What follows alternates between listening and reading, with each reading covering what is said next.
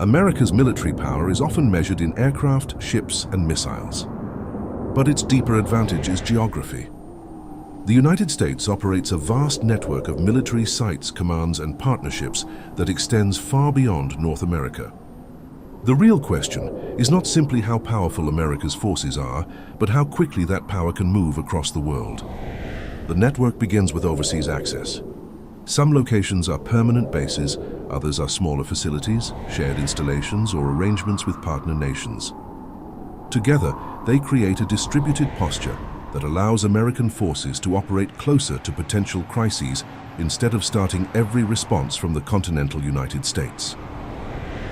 In Europe, the network supports America's commitment to NATO and reinforces the ability to respond across the Atlantic region.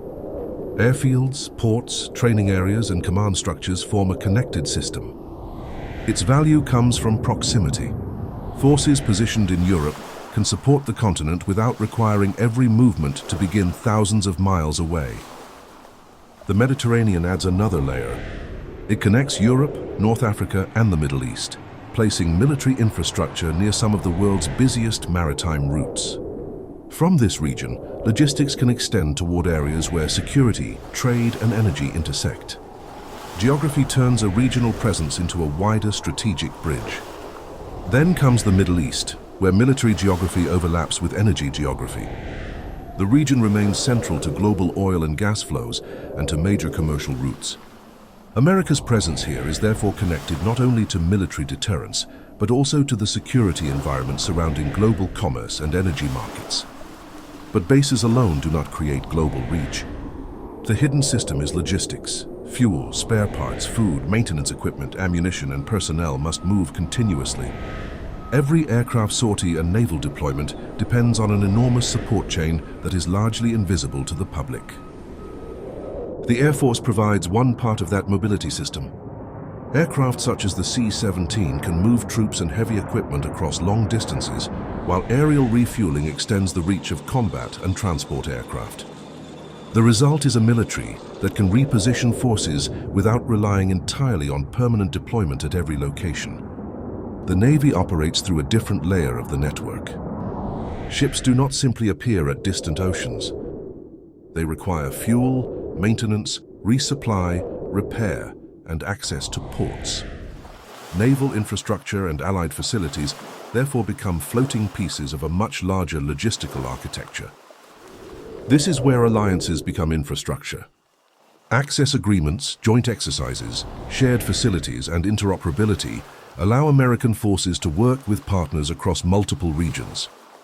The network becomes more powerful because it is not built by one country alone. It is reinforced by relationships that make movement and coordination easier.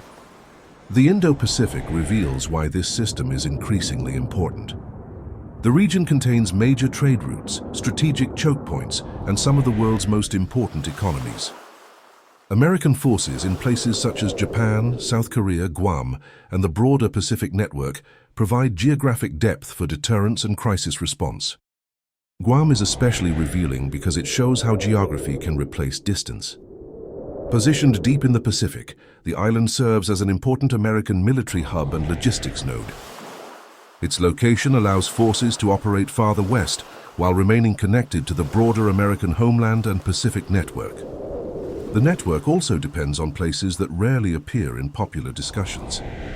Smaller facilities, pre-positioned equipment, ports, fuel storage, maintenance sites, and communication systems can determine whether a force arrives quickly or slowly. The hidden advantage is often not the weapon itself, but everything that keeps it moving. Energy makes this system even more complex. Military operations require enormous amounts of fuel, while global economies depend on stable energy flows. That means strategic military geography often overlaps with pipelines, ports, refineries, shipping lanes, and energy choke points. Security and economics become difficult to separate. That is why America's military network matters beyond defense. A crisis near a major maritime choke point can affect shipping costs, insurance, energy prices, and supply chains far away. Military presence does not guarantee stability, but it gives Washington and its partners greater capacity to monitor events and respond when strategic interests are threatened. But the system has limits. Overseas installations require funding, political agreements, infrastructure investment, and cooperation from host nations. Bases can face local opposition, environmental challenges, aging facilities, and the rising cost of maintaining global readiness. The network is powerful, but it is not effortless. And the network is evolving. America's strategic competition increasingly depends on resilient supply chains, stronger partnerships, distributed infrastructure, and faster logistics. New cooperation in the Indo Pacific shows that the future may rely less on a single giant base and more on a connected web of access, mobility, and shared capability. So America's hidden global advantage is not simply the number of bases it operates. It is the system connecting them. Geography, logistics, energy access, technology, alliances, and the ability to move power across oceans.